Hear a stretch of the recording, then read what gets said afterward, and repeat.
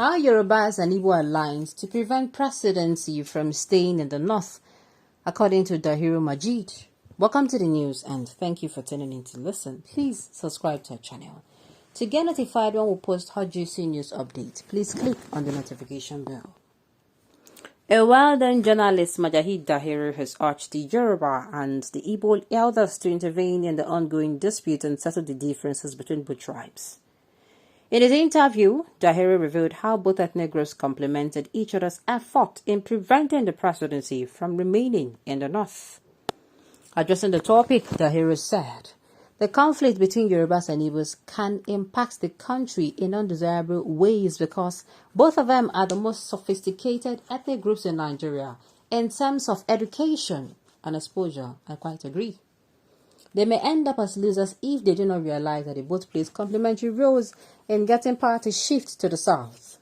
Also, Peter B's absence from the race could have hindered Tinubu's chances in the presidential race.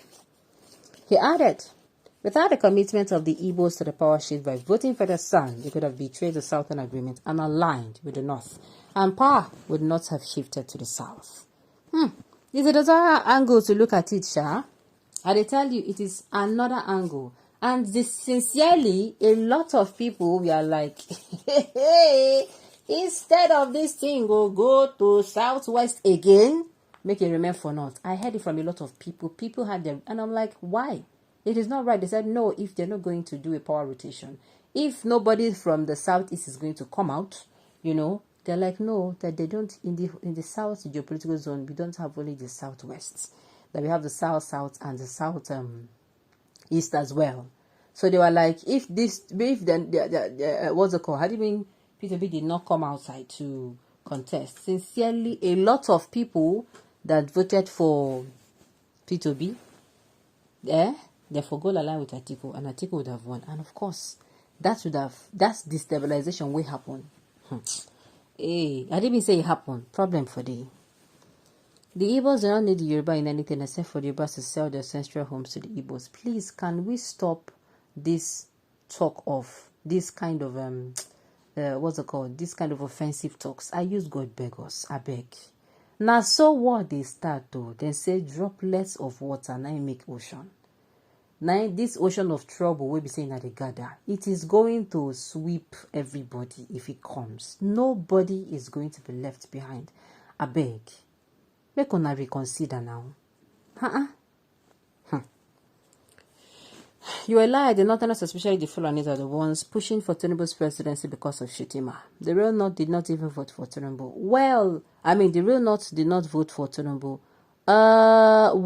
You can say this again because actually, I know that within the APC, there was an alliance with the North. They had this agreement that as our Pekin, our son, we be saying now, Muhammad Buhari don't become the president, we too, we will give you support. And they just had to go with that agreement.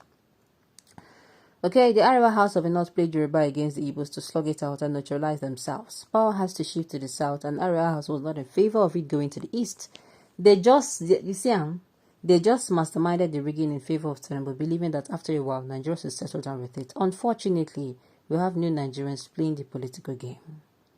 The renowned journalist said it the way it is. Accurate analysis and unbiased. I give it to him. I think that is the bitter truth. Without to be in the race, I think it would have won. But the question is, must it always be north, west, and south? Exactly. That is why the South Eastern this time around, they say, la. I said during the election, before the election itself, a lot of people are like, hey, even before that time, they were giving P to be softer than PDP. They were like, these people never know what people plan for them, sha. That's what they said. They never know what people plan for them, because if they know what people plan for them, they no go come outside, come talk, say how they even use talk am. They no go come outside, come talk, say this particular election, say it would be how do I put it? This particular election would be, how go you put them now? It would be between Atiku and Tinubu, and Atiku would have been sided.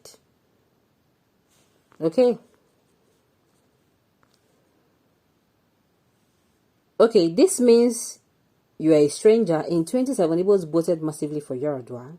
in 2019, Igbos voted massively for Atiku. Are these not enough friendship? Exactly. That is why whenever they bring up, oh, the North, doesn't like the Igbos, they don't support. I'm saying, which kind of support they want? These people, they have been voting in people from different tribes.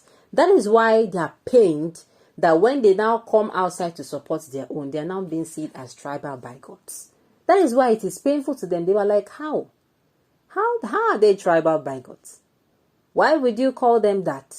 They have been supporting the North, they have been supporting the South, they have been supporting the Southwest. And all this period, nobody tell them, say them be Mumu. So they are now indirectly calling them Mumu that now, it's not right. It's not right. Okay. Igbos voted massively for Abiola without Igbos, Obasanjo would not win 1999. Did Yorubas reciprocate in 2023? How do you accuse Igbos of insulting the North? Do you keep quiet when you're insulted? You need to be re-examined. The truth is that there is a conspiracy against the Igbos, but that they will come out stronger just one day. Alright, on this note, we have come to the end of the news. We say thank you for tuning in to listen. Until I come your way next time, enjoy the rest of your day.